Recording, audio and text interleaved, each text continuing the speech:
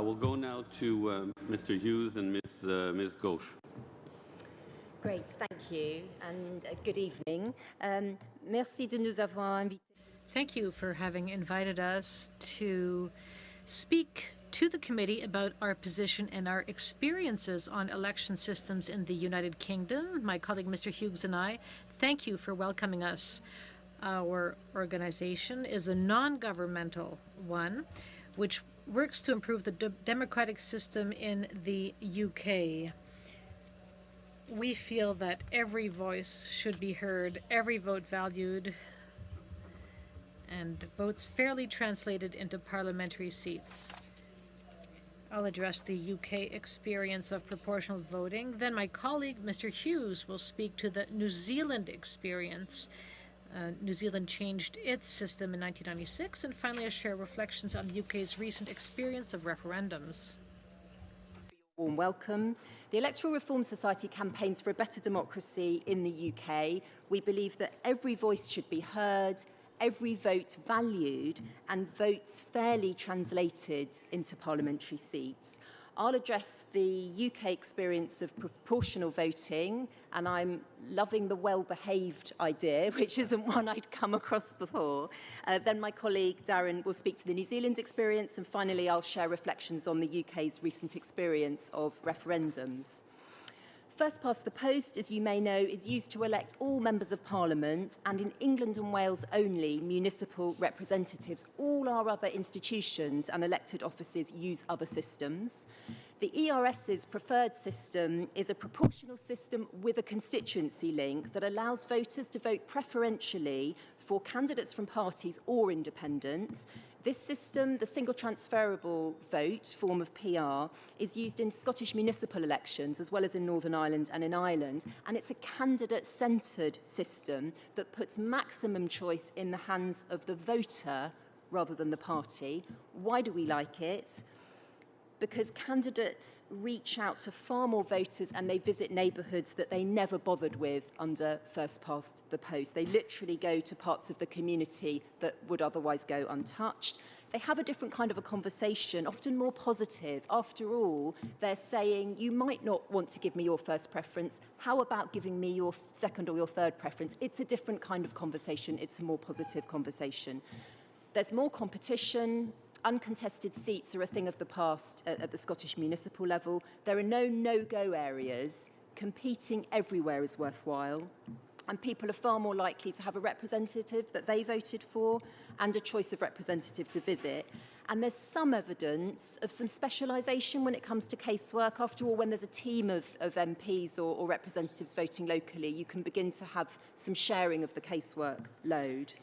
Translated to federal level, that approach sees a team of local MPs from a range of parties, very much like in Ireland, where it's used for the lower house, and you have 3 to 5 local MPs. And interestingly, Ireland has those multi-member constituencies elected by STV, an extremely local focus by candidates, which is interesting that that's something that they have under a proportional constituency system.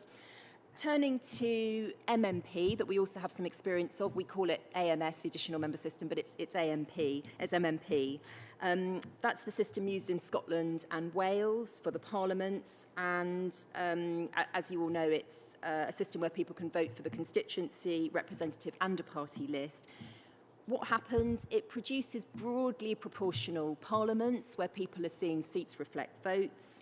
Voters retain a clearly identifiable local representative. It has produced both power-sharing governments and majority governments. And crucially, it's also enabled parties to put forward a balanced and diverse group of representatives. So on that note, I'm going to hand over to Darren. Thank you, Katie. I just wanted to share some of the New Zealand experience from, or the New Zealand perspective from experience that I had as both a constituency and a list MP in New Zealand under a proportional system. And I think New Zealand is an interesting case study because to me it's a unique clash of unfairness, some anger amongst the voters, and also a bit of luck that always helps in politics. Basically, the New Zealand context, I think, is very hard to replicate leading towards proportional representation. There had been 2 general elections in a row where the biggest party in vote share became the opposition rather than the government.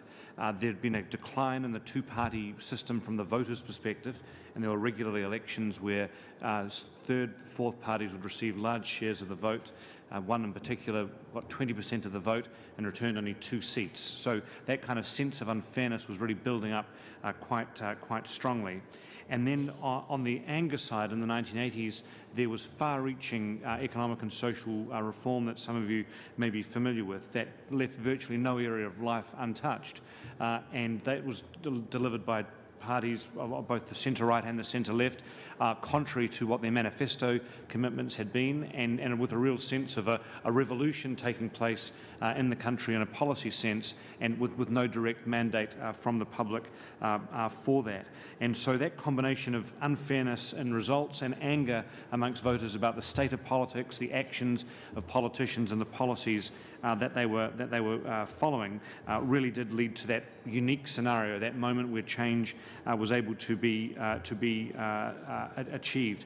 There was also reported that the Prime Minister misread his notes that said, please don't promise a referendum on proportional representation, and he said out loud, there will be a referendum on proportional representation. So it was hard to row back from that once he had said that. So that's why I say a bit of unfairness, a bit of anger amongst voters, and a bit of luck. The result has been now for over 20 years strong, stable, respected governments that go the full term, contrary to often some of the perceptions about PR. There have been 7 general elections, and all but a couple of years have resulted in minority government, parties having to work together in order to get things done. These governments have crossed the ideological spectrum. In fact, there have been more centre-right governments than centre-left, although the centre-left has had a good fair share of time in government as well.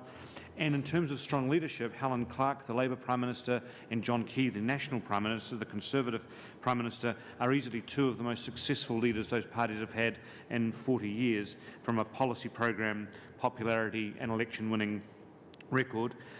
There's been a tremendous advancement on diversity of the House of Representatives in New Zealand, far many more women members, ethnic minority members, and of course, crucially, better Indigenous representation for Indigenous New Zealanders, Māori people, than first past the post could ever have achieved.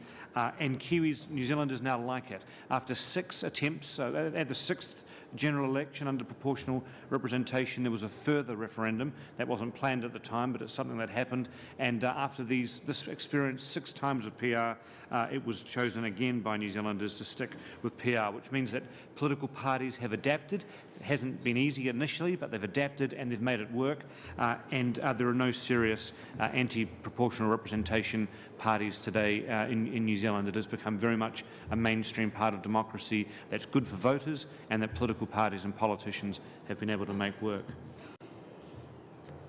Great. I'm just going to wrap up with a few reflections on referendums, which have been quite a new phenomenon for us in the UK and might be of interest.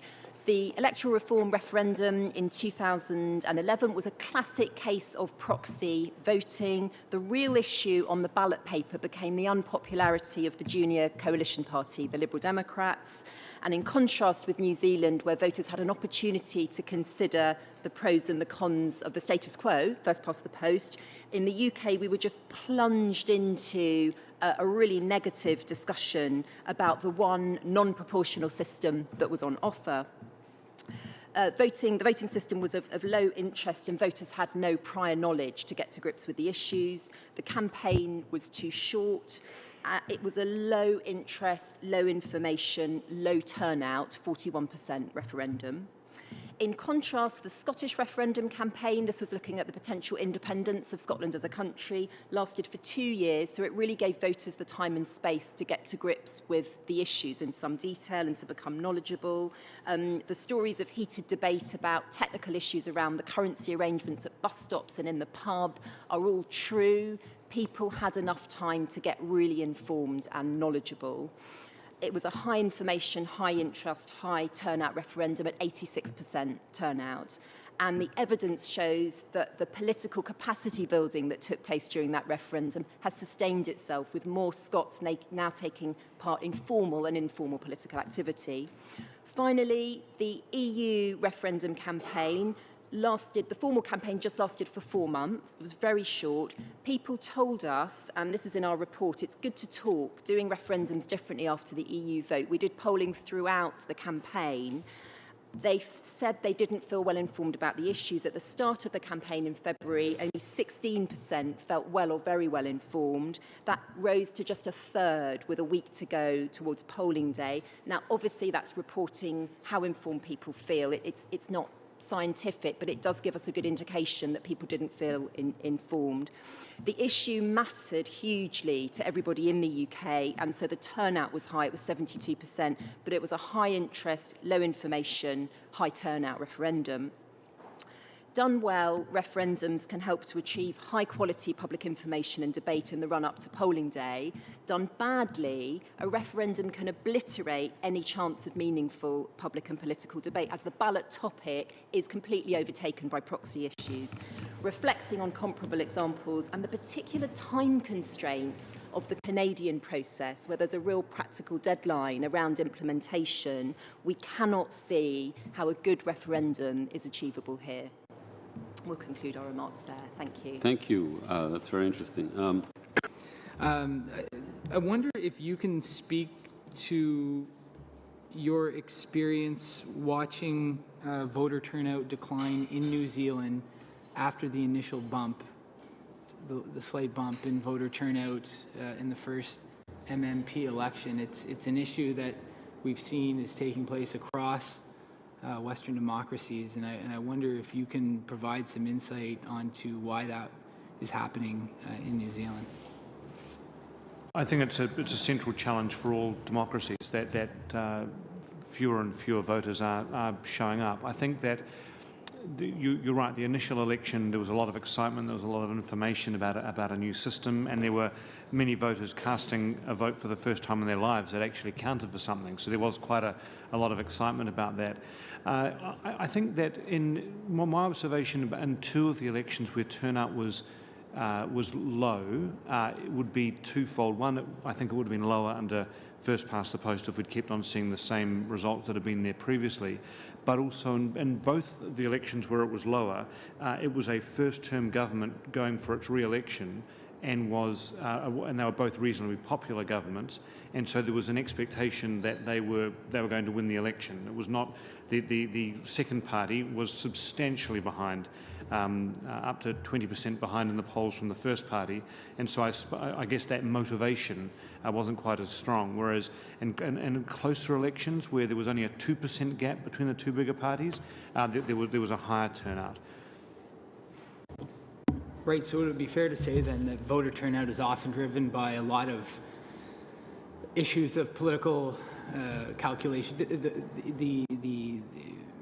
the relevant policy matters of the day, whatever the political culture dictates. I mean, I'm looking at voter turnout throughout the history of New Zealand, and I'm seeing back in the early and mid 80s, it was up over 90%, and of course we've experienced a decline here despite a relatively sizable bounce in voter turnout in this last election, I think driven by a desire for a new direction with the government. I wonder, I mean, is it fair to say that there are a whole range of ideas upon which voter turnout is driven? I think the notion that just one thing would control voter turnout it would not be correct. I mean, there's many factors, but I think that in some of those 1980s results there was tremendous anger that I spoke of earlier. So big motivation to vote if you're angry about the way things are going. I think in some elections, if the result looks like a foregone conclusion, you may not be as motivated under might not feel as though it's crucial that you get there because the direction that you support is likely to get across the line. I think that though the one thing that would depress voter turnout consistently would be if there was a long tradition of votes not counting for lots of people. So that if you were a centre-right supporter living in a very strongly centre-left constituency, then there's just no strong motivation to vote other than out of civic duty. But I think that a lot of democracies, whether they're, regardless of what electoral system they're using, there has been this lowering as time has gone on. But in my opinion, though, PR can be one of the factors that can assist in that decline going even deeper. If all political parties are able to genuinely say to voters, doesn't matter who you vote for, your vote will count. And I think that's a fairly fundamental and decent thing to be able to promote to voters. Thank you. Ms. Ghose, I wonder, I mean, I listened and despite an admission that a well-run referendum can yield or can be a valuable educational experience for a population, I sensed an overall aversion to going down the road of referendum invalidating a new electoral system. And if I'm wrong, please correct me. But I wonder if you can explain your view or your experience with the multitude of different electoral reforms and modernizations that have gone on within the UK and Scotland in particular over the last number of years, and the importance of properly educating and validating those reforms with citizens as they were being implemented or before they were being implemented or post-implementation. Yeah, sure. So I think, as I suggested, we've ended up in quite a British fashion with sort of incremental and piecemeal changes, which has given us a kind of laboratory of different electoral systems, and they'd have different origins as well. So we've had brand new institutions. We've had a lot of devolution of power from Westminster, and we've had these brand new institutions in Scotland and Wales, and with those came new non-first-past-the-post electoral systems. So I suppose looking at those examples, it wasn't necessarily, citizens perhaps had some sort of a role in validating the idea of a new devolved institution, and there were referendums around those, but not always particularly on the electoral system. So the origins have really been quite diverse. I've spoken, I think, a little bit about the 2011 AV referendum. There have been quite a lot of examples where a new system has really been kind of imposed, or political leaders have decided that this would be part of an institution and that's what they were going to do, and that's been quite a common pattern as well. I think one of the lessons I really took from, and I should say on referendums actually, and we set it out thoughtfully in our report, that we don't take a position as to whether in and of themselves they're good or bad. For us, it's all about the context and the timing and how they are conducted and how they're done, and how much emphasis is put on public information, public education and a public role. And we make 9 recommendations about good conduct of referendums with a lot of emphasis on the public role, starting even when the legislation for a referendum is being put through, having a strong citizen role there. So it's been, yeah, there's been quite a variety of impetus and sort of motivation behind that, and therefore the public role has really varied as well. The thing that really stuck out for me about the electoral reform referendum was how very low the prior knowledge of the public was, and how there was no real sort of educative opportunities to become educated about the status quo, about first past the post. And if people don't understand what the status quo is, it's quite hard to have a rich conversation about what to replace it with. So our mandate, just for context, I'm sure you all read our mandate, but is to change. This is to offer to the government some ideas and then a model which we recommend for change to improve our system, to make it a better behaving system, a more accurate system. In that context for change, and I want to turn to you, Mr. Hughes, for a moment, is in the New Zealand experience, you're often held up, New Zealand, New Zealand, New Zealand, we hear a lot about you. And often people arguing the opposite thing use New Zealand as an example somehow to try to prove their point. The context for the change that New Zealand went through was rather special. A high level of voter discontentment, maybe a gaffe from a prime minister promising one thing that was not written as on the paper. And up until maybe this morning, the context we were operating under was also unique in Canada, that we had an elected government with a majority under first past the post, also committed to making a change of that system that got them elected, understanding it's the falseness, the false majority that was achieved, similar to the last government we had, which was 39%. Yet this morning we had the Prime Minister musing that maybe people are happier now, so the mood for change is less, and so maybe the commitment is less. That unique alignment of stars to get change through is important. I want to get to a point Ms. Ghose made about how voters see things differently under a change, that there are no so-called what we would call safe seats, seats that have just so traditionally voted one way, they kind of get ignored by not just the party that has the seat, but the other parties who think they can't get the seat. Was there any cultural change that went on in New Zealand in the way that voters experienced not just the campaigning of parties, but then what happens on policy if those voters remained relevant because their votes would be cast and affect who would form the next government? I think that's a very interesting way of looking at it. Because of the stage of the process you're at the moment, by definition, you're looking at structures and statistics and how it would all work and what it would all mean, and that's an important thing to do. But if you're looking at the New Zealand experience, looking back on it now, I would argue that just as we count votes differently, what's been more important is actually the political cultural change. That actually, for a political party to be successful, it needs to reach out across the entire country and not just see voters according to the one determinant of geography. Geography is important, of course, but it's not the only thing. There are lots of other values, and that forces parties to really shake up the way they campaign and think. So it's interesting, because one of the things that was decried by not just my party, but the now governing party of the last government was the notion of narrow casting, that messages and policies increasingly became focused on only the Canadians, quote unquote, that mattered to them, ones that were likely to vote for them, knowing they only needed somewhere around 40% or less in order to achieve a majority government. And it distorted policies, because you could just simply ignore 60% or more of the country and what they happened, and discontentment rose. This seems to happen to governments in Canada, that they might start off, and you hear every election night victory speech.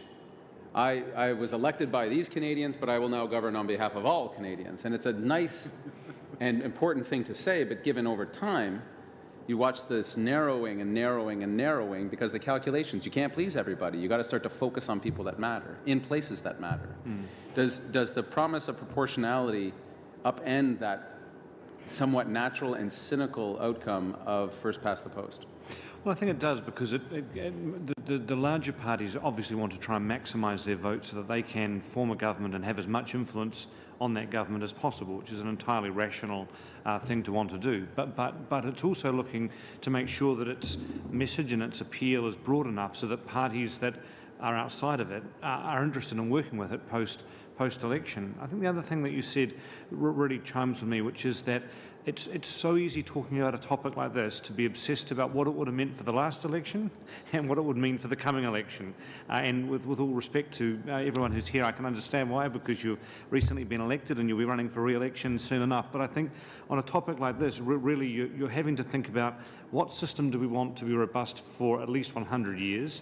And then if you decide that, you'd have to assume that if parties behave competently and with integrity and with the dollops of luck that I mentioned that politics requires, that you'd get a fair shake of being in government over that time. But I think if it's a narrow focus on what does it mean for us next time, or what would have happened last time, right, that's more of a fairly in the end a self-defeating way of looking at it. And this is the interesting exercise of reform, because everybody involved in voting on that reform in the House of Commons has a self-interest in not reform. Because whether you actually got into government or opposition, it doesn't matter. The system that got us here was the system that we promised to reform. So maintaining that commitment, even though it may speak against the self-interest of the elected politicians, is an interesting moment. I wanted to get into, Ms. Ghose, just in briefly though, please, Mr. Coleman. Yeah, diversity. We just came from the House of Commons, where a bill that was commended by many witnesses here as helping women get nominated in Canada. We ranked 64th in the world, was defeated overwhelmingly by the two major parties. The notion of diversity under proportional systems, because you've seen different models in the UK, can you speak to any influence or change, because you have working models on the ground, some proportional, some winner-take-all, in terms of the diversity of the parliaments that get elected? Yes, definitely. So first past the post, the evidence tells us very clearly is the world's worst system for achieving gender balance in politics. Every other system is better. The reason they're better, and we see this from the Scottish and Welsh parliaments, is that they enable parties to do the right thing, to put forward a more balanced group of representatives to the population. The Welsh Assembly was the first gender-balanced parliament in the world. Now, the electoral system, but as Darren was reflecting earlier, we should never say the electoral system is, you know, the prime cause of anything or is a silver bullet. It's not, but it's an enabling factor. So that was one of the factors there that enabled the parties to do take the positive measures to make sure that it was a more diverse parliament. Thank you. Okay, Monsieur Thériault. Merci beaucoup. Thank you very much, Mr. Chairman. I will give you a moment to put on your earpieces. Welcome, and thank you for your testimony. I will follow up on what my colleague has just said. Ms. Ghose, you indicated that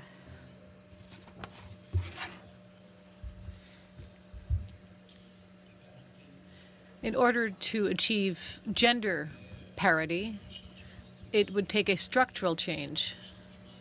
That is, a change in the electoral system. Its structure would have to be changed to allow for the same number of men and women being elected. In my view, the list approach, and this is why I voted against it, even though I'm not a member of the two major parties here, I think this is a more fundamental issue than a measure which might be coercive and might be using women in a first-past-the-post system. Because under such a system, political parties could allow women to run in losing ridings.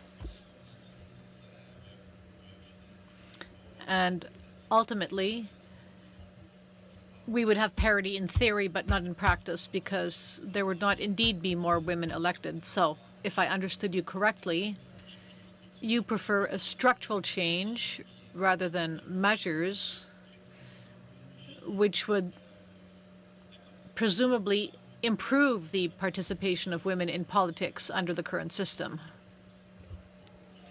Is a society and a democracy where all of our parliaments and our political institutions weren't necessarily a carbon copy of our society, but they were a mirror. They were a better reflection of all the people and the rich diversity that is out there.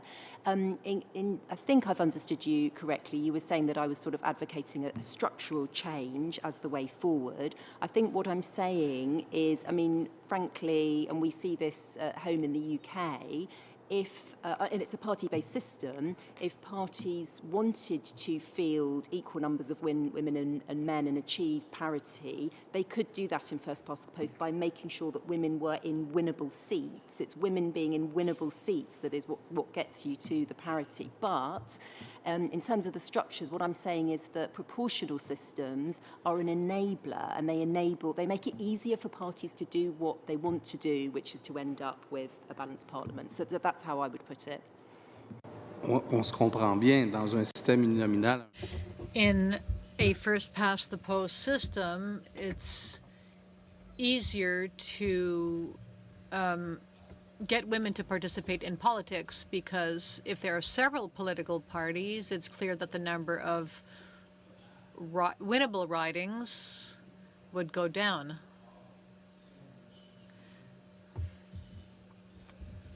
But if we change the system towards a mixed member proportional one, which includes a list of MPs, well, under such a system, each political party can put parity on the lists, and through that structural change, parity can be achieved. Because it's easy to say, let's keep the current system, let's pass legislation which contain incentives or which contain requirements on the parties. But if women aren't put in winnable ridings, in our system, which has two main political parties, it doesn't help more women to get elected. point as to whether you're asking me if I'm arguing that basically a plus of proportional voting is that it helps parties to get more gender diversity, or whether you're arguing that under first past the post that's also possible. Which part are we looking at? OK. Je ne sais pas si la traduction est bonne, mais c'est pas grave. I don't know if the interpretation was good, but what I'm saying is that if we want gender parity, it's best to change the voting system. That's basically what I'm saying. System, and a fantastic plus is that it will help us to get nearer to, and it's not just gender diversity, but it will help parties to do the right thing and to field a more diverse, balanced slate of candidates. Yes. Vous avez parlé que... You also said that there was not much time left to hold a referendum. What is your reference point? When you say very little time, what do you mean? Are you referring to 2019, between now and the next election, and a referendum which could be held at the same time as the next election? Why do you believe that we could not involve the population, voters, in a process which could reach a decision in a referendum in time for the next election? I've been informed, and I'm making that comment on the basis of what Elections Canada have said about the 2-year implementation period and preparation period that would be needed to bring about a changed system. So therefore, working back from that and looking at some of the evidence we've taken from recent referendums in the United Kingdom and reflecting elsewhere as well, it would seem impossible to be able to do all the important preparatory work and the groundwork, the public education and information that you need to be part of a good referendum, to do that in the time available. OK, on s'entend que... So we can agree that the Chief Electoral Officer has said that he could not hold a separate referendum before 2019 because there would not be enough time. So now we are in 2016. If this committee agreed on a mixed proportional system, for instance, and if the committee consulted voters, if the committee explained the difference between first past the post and the new system, and if it called on the population to make a decision during the next election campaign as to whether they agreed with the change, do you believe that the 3 years left would be enough time for that? A part of the sort of the platform commitment that voters would be voting at the election, or are you suggesting that there could be a referendum around that time of the election? So I suppose the response I would make to that is that the position we take is, how do you get the best quality and most inclusive public consultation, and that for me is the question and the goal. A referendum can be part of that if it's well prepared and well conducted and well done, but it doesn't have to be. There's nothing magical, if you like, about a referendum. There's nothing magical about a change to the voting system which suggests that it's of such a grand constitutional order that there has to be a referendum to make that decision. So I suppose the question for me would be, what's going to give you the richest and most inclusive public consultation? Is it going to be some of the discussions that you've been having and a citizens' assembly? Is it going to be that without a referendum, that with a referendum? So that would be my response. Well, I'm moving to the only former member of Parliament who's lived a life similar to those of the rest of us around this table when you were member of Parliament New Zealand. You made the comment that the change in political culture occurred when you went to mixed member proportional in New Zealand, and that it shakes up the way politicians campaign. Now, one of our goals and one of our principles includes trying to find a system that might promote greater civility, social cohesion, inclusive. How did the political culture change from first past the post to mixed member proportional in New Zealand, and is this notion that we might have greater civility? That's one of my notions, but it's rather idealistic and not grounded in experience. Can you comment on that from a New Zealand perspective? Sure. I mean, I think that there's a higher level of cooperation amongst parties at a parliamentary level, and that's a very good thing. So that some of the hyper-adversarial nature and also the secrecy, we're in power, we'll hold all the information, you can't get any, that has diminished significantly. I'm not going to say it's been eliminated. I mean, it doesn't, pixie dust didn't fall from the sky or anything magic like that, but it certainly has improved this notion of parties being able to work together. The two major parties broke up a little bit. They became slightly smaller, and people on their right and left broke into new parties, so it kind of revealed the internal coalitions that all parties have to have under first past the post. I think that improves civility because people understand their positions much better. But I think the shake-up in the campaign it got rid of the idea that there were no-go zones in part of the country, so that if you were from one party, there was no point campaigning somewhere else, because even if you had no chance of winning that constituency or that riding, there would still be a significant proportion of citizens there who might give you their party vote, and so it made it worthwhile. So I think it's encouraged parties to think much more broadly about how they approach campaigning, and I think that's been a good thing. Hard for the parties. I was in a big party, so I like the idea that we'd win majorities, but until we could win a majority of the vote, I never felt we should get a majority of the seats. And that used to be an old-fashioned, that used to be a minority view. That's now a view that I think nearly every politician in New Zealand would hold.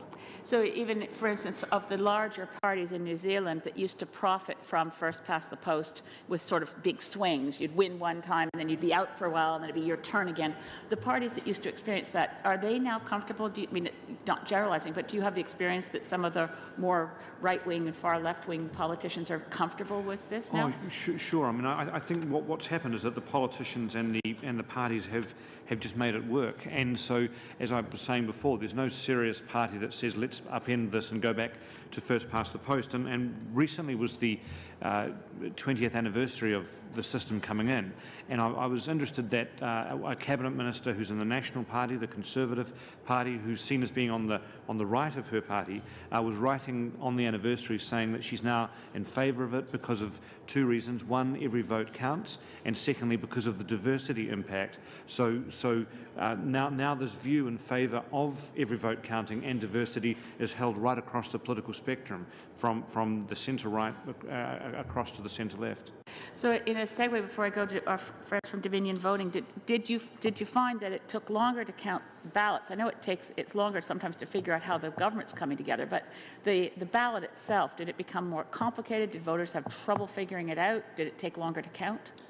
It's a transition. So the first term was a little untidy, as we might say, as the transition took place, and there were arguments about how the ballot paper was structured, but these teething problems all get resolved. And I think the biggest thing from a political class point of view is that as candidates, MPs, campaign activists, etc., we're used to this as being part of our lives. We want to know the result on the night. We want to know who's up, who's down. And it's about part of the culture change. It's just calming down a bit and leaving a few days or maybe a couple of weeks just to see what the people have said, and then what can be put together in order to form a stable and a government that can go the full term. So my next question is for Mrs. Ghose. Ghose, thank you. So you mentioned that changing the electoral system would assist in getting more women elected. And we've heard multiple witnesses say multiple things in terms of, well, actually, it's not the electoral system that will get the woman elected, it's many other things. So I'm just going to premise my question with a comment. When someone applies for a job, usually they look at the job description, maybe where the location of where the job is, the conditions of employment, what kind of tasks they do, and see, do I want to apply for that job? Very rarely do they say, what's the interview process going to be? What kind of tests am I going to have to undertake? So I'm not quite convinced that the decision for women to pursue public office has anything to do with the electoral system. There's two things. First is seeking the nomination, and I understand you yourself have gone to run for office. So there's seeking the nomination, and then there's getting the elected. So two different things. The seeking of the nomination, I firmly believe it has everything to do with the actual job. Do I want to go and live in Ottawa? Do I want to transfer? Do I want to work the hours? Do I want to? Am I going to enjoy the tone? Am I going to like the personal attacks? So on and so forth. I don't think it's the actual electoral system. Perhaps once they get the nomination, that could be a different story. And I'd like to get your opinion on that. Sure. I mean, there are actually so many different factors at play. It's kind of hard to answer this in a nutshell, but I think it is important to say, and some of the research that's taken place in the United Kingdom has looked at the obstacles that might disproportionately affect women, like finance, not having as much cash to run. So I think, and that actually does affect the number of women who put themselves forward for selection. It's very expensive in the UK, and then the election as well. So I just think we need to acknowledge that, really, that there's a number of factors there. Very big picture, taking a step back, it is still right to say, though, that first past the post, the electoral system itself is a block on women becoming elected. Certainly when we looked at the evidence recently in the United Kingdom, there were kind of seat blockers. So it was basically male MPs who had been in the safe seats, coming back to the safe seat culture, for a very, very, very long time. And where you just have that single winner, of course, you're much less likely for that to be freed up, and you've got the safe seat culture as well. So I do think, I completely acknowledge what you're saying. It's complex, isn't it? And we would never say it's just the electoral system. There are a lot of factors there, but it is still right to say that the electoral system is one factor which is making it hard for parties to put balanced groups of people in winnable seats. So in that line, would you agree then that it will take multiple tactics or initiatives for us to address that? For instance, as you said, if we have, I don't want to say safe seats, but seats that have been held by members of parliament for many, many years and so on, perhaps a term max limit would prevent that. Perhaps our current electoral laws help in terms of daycare expenses for women candidates or male candidates or so on. Perhaps a family-friendly parliament would assist in that regard. Perhaps the idea of traveling, in a plane 12 hours just to get to work would be an issue. So all of these things, I think we have to look at. It's not just going to be one factor that will impact whether or not a woman decides to seek office. Thank you. Do you agree? Briefly, yes or no? Yes, I do, but the electoral system is key as well. Okay, Mr. Nader. Thank you. We'll go to Mr. Aldag now, please. Great, thank you, and thanks to our witnesses. Ms. Sorry, your last name pronunciation, Ghose? Ghose, yes. Okay, perfect, thank you. Just you've talked about a number of systems that have ended up within the electoral systems within the UK. Can you give us an idea of time frames and really where I'm going with the question? It's the question of how rapidly change can happen, and as opposed to thoughts on a more incremental approach. And I assume that this probably evolved over time, different systems, coming in, and if it's ever been looked at, would UK residents have been ready to throw it all out and bring in new systems all at once, or kind of the evolution of new systems? Can you make any comments on that? Sure. I think evolution is the word. So just to take an example of the adoption of the single transferable vote in Scotland, first set of elections in 2007. I was just looking at some information recently that showed there was an uptake between the, as time went on, the second and third use of the new electoral system in people casting more preferences. So going down and saying, okay, I will cast a second, third and a fourth preference. So that's just an example from the voter's perspective of the kind of evolution of a system. There's certainly no evidence of anybody wanting to change to first past the post back from any of the proportional or the preferential systems. So I think that the timescales that they've been interesting. There's also, as I mentioned earlier, it was quite some years ago now that we've had the sort of the new institutions. So in the early 2000s, late 1990s, early 2000s, we had these new institutions of the Scottish and Welsh Parliament, and with that a new electoral system. And there's just been that gradual evolution since then. Again, to give a concrete example, there were some concerns raised about having two different kinds of members of parliament, and Darren might have reflections on this from elsewhere, but a constituency MP and a list MP, and then that's really bedded down in Scotland and just isn't really an issue anymore, and you've maybe had people who've even had a go at doing each of the roles as well. So it's really been evolutionary, and as Darren sort of indicated, kind of citizens getting used to it, parties getting used to it. It does take a bit of time, and I would say in all of our systems that are fairly new, maybe a decade or two decades old, it's a continual process, and parties will still talk about how they're adapting to campaigning, which is practically different under new systems. There's evidence from the US about the greater civility. I mean, you're having different kind of conversations, you're participating in different areas where perhaps your party wasn't active before. So it's those cultural changes that take a while, and they carry on evolving. It's not a one-night wonder, if you like. Okay, great, thank you. And Mr. Hughes, I'd like to get your thoughts. The comment was that nobody's decided to go back to first past the post. I'm wondering if you can comment in the New Zealand case, and perhaps related to the UK as well. At what point do these new systems become the norm? We often hear that one of the fears with a referendum is that people will vote for the status quo, and so in New Zealand, has PR actually become the status quo, and that people are now comfortable with it and would be afraid to go back to first past the post? And the second, well, maybe I'll leave you with that one to start with.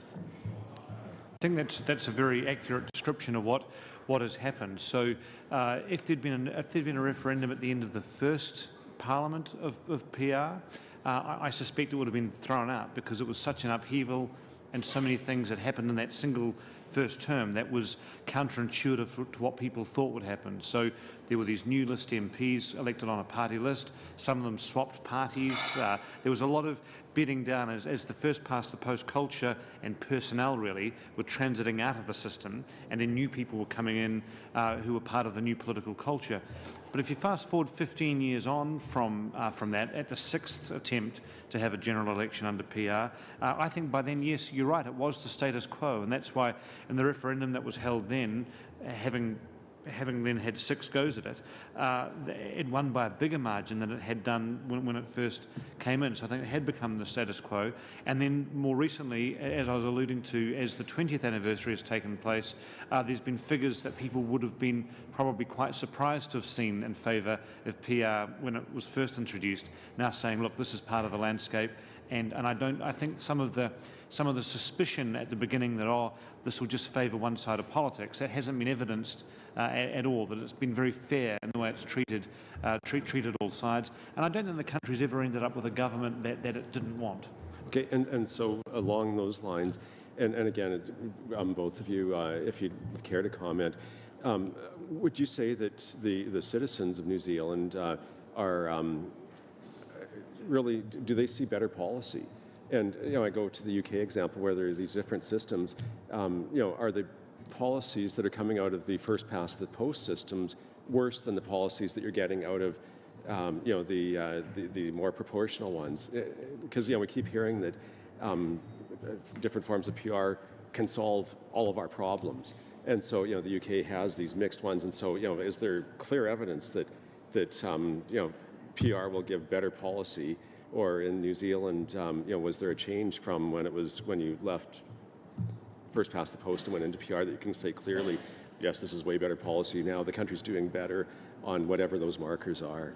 I think there's 2 good examples of this. I think on the one hand, what's gone is the surprise policies coming out of nowhere, being enforced on the public, and no real parliamentary scrutiny because it's one large single-party majority government. So there's much more signalling by parties about what direction they're going to go before the election, and I think a lot more transparency, which has been a really good thing. And then the second example I'd give is that I think there's been more policy stability because you don't get the wild swings that first past the post gives you, the instability of a result one way, then the following following election the opposite, winner-takes-all mentality, throw out what the last people were doing, unveil your own surprise ideas. What it means is that parties that were working with one government in one particular term might work with another government in the next term of a different political persuasion, but they have buy-in to some of those policies that were there. And I think that when there's been a change of government in New Zealand, what we haven't seen has been an upending of everything and then blank piece of paper back to the beginning. There's been quite a strong public policy evolution, and I would argue that's been a real strength for New Zealand's social and economic policy. I'm going to get cut off. So if you have a minute to make a quick comment. Very briefly, please. Yeah, that's fine. I was just going to say that's broadly been borne out. Whether something's a good policy or not is going to depend on your perspective, but I'd really endorse this point about systems that enable and prompt parties to work together and do that detailed negotiation around policies are probably certainly going to have different policy outcomes. But now we'll move on to Mr. Hughes. And in the interest of transparency, I would like to say that several of these statistics and examples I gave over the last few months came from the fantastic reports that you have produced and that you had that you were kind enough to bring to me in Montreal. Now, you're a great witness for this committee because not only were you a witness to the change of a voter system, but you were also an elected representative in New Zealand at the local level, and you were also elected as a list candidate. Can you tell us the difference between those two things, these two different categories of representation for your constituents?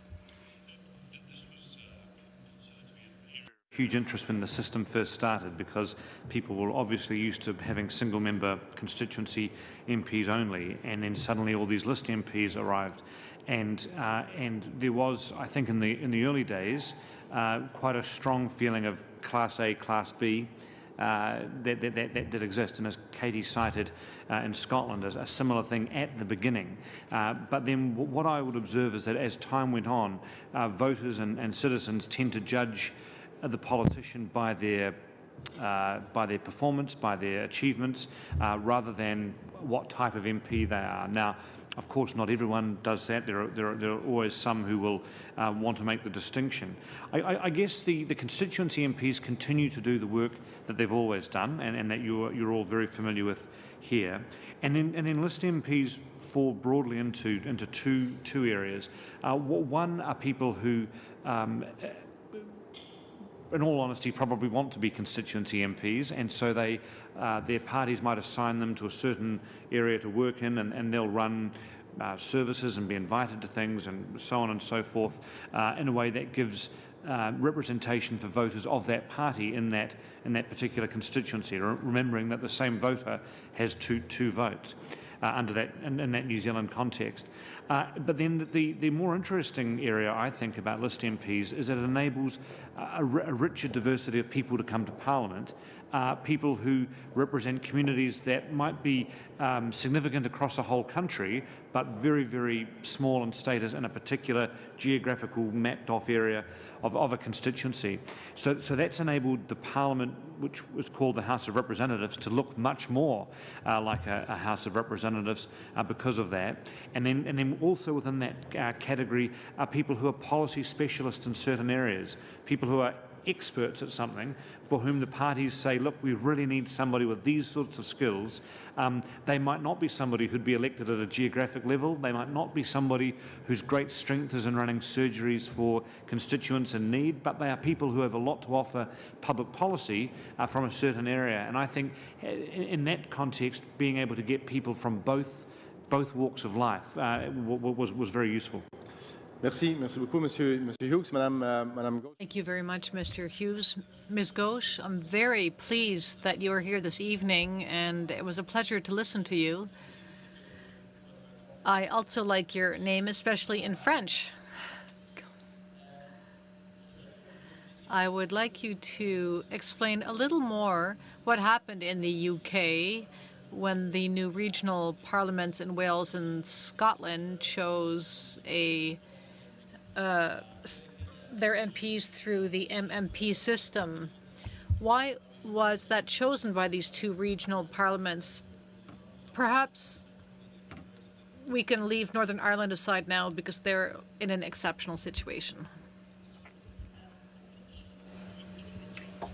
The simple reason that there's all kinds of things written in the history books about how the politics behind the different systems that were that people came up with. So it was felt on the one hand that the government wanted a system for the Scottish Parliament that would mean that one party could never get a majority. Actually, what we've seen, which is a good thing, is that voters will ultimately decide who they want to cast their votes for. And that's why sometimes, under the same system, you will end up with different sorts of power sharing arrangements. It might be a minority or a coalition government or a majority government, as we've seen in Scotland with the Scottish National Party. So there are a lot of politics there, just to give you the sense of it. I think it's really interesting when we look at countries around the world. It's no surprise in a way that mixed member proportional is often the system that's adopted. After all, it perhaps brings a balance or a compromise between some of the different elements that people care about, keeping but developing a constituency link, having a good degree of proportionality but not obsessing over the nth degree, as Professor Becker has said. So I think it's no coincidence that perhaps we were slightly reflecting a global trend in the United Kingdom as well of adopting the additional member system, which is basically MMP. Merci. Mr. Hughes, you talked about list MPs, and that made me think of something. What would happen to MPs? So the list MPs, not the riding MPs. What happens to the list MPs at the second election? Do their names have to be put back on the list by their parties if they want to remain MPs? Is that what would happen? Parliament would, and the law requires parties to conduct democratic processes for the assembling of the list. If they are re-elected as list MPs, they might end up in another region of Canada, or rather they might be assigned a completely different region. Is that correct?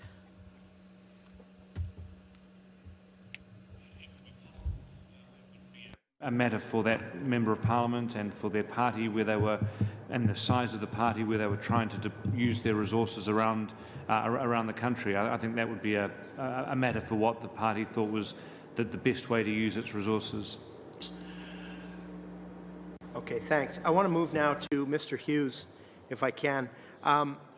Wondering in the New Zealand model, when you brought in the mixed member proportional system, how that change affected political engagement, memberships in political parties, for example, fundraising. Did it have any impact or noticeable effect on the political parties themselves? I'm afraid I don't have any information about the actual party membership of the existing parties. I suspect that they continue to decrease as they had been, although other factors came in. One of the major parties decided to have an election for the leadership of the membership, so that did increase. I think probably where there were increases in membership would have been for smaller parties that otherwise, up until then, didn't have much of a realistic opportunity of being in Parliament, and suddenly people who supported those parties thought, look, it's worthwhile getting involved and joining up. So I suspect that smaller parties saw an increase in their membership as a result. On the fundraising, I guess equally the amount of money that people were making as donations was going to more parties because there was more realistic chance of them being in the House. Okay, and also in New Zealand, it's quite geographically different than Canada. Obviously, there's a larger geography here. There's more regions. There's 10 provinces and 3 territories. Could you comment on the differences that you would see in a Canadian system that has to address regional issues, linguistic issues, versus what you experienced in New Zealand? Sure. Well, I mean, I think that's a summary of what the issues are. New Zealand is a single chamber, is a unicameral parliament. There's no upper house. There are no states or provinces. There are 3 official languages, and Parliament must engage in those languages. Yes, I can understand that the vastness does present some challenges about how you put it together. But I'm sure that, you know, given that the government has made this commitment about it being the last first past the post election, I guess thought's been given to how you can honour that, but also replace it with a system that will be a vast improvement on what you've got at the moment.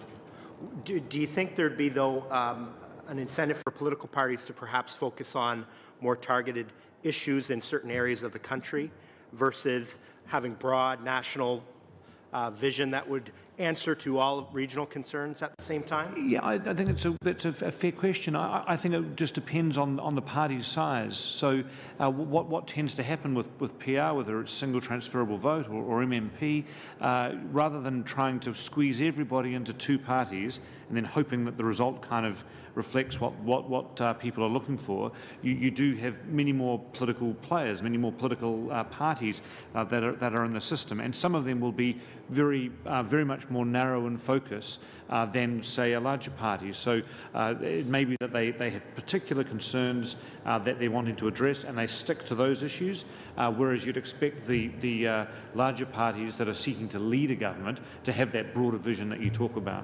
But I think that there's much more choice in the system, and so therefore consumer choice becomes citizen choice, and that's reflected across the political landscape. Thank you, Mr. Fraser, and thank you for those excellent questions. Well, thank you to our panel. Again, another great discussion, and we deepened our knowledge of the issue of electoral reform.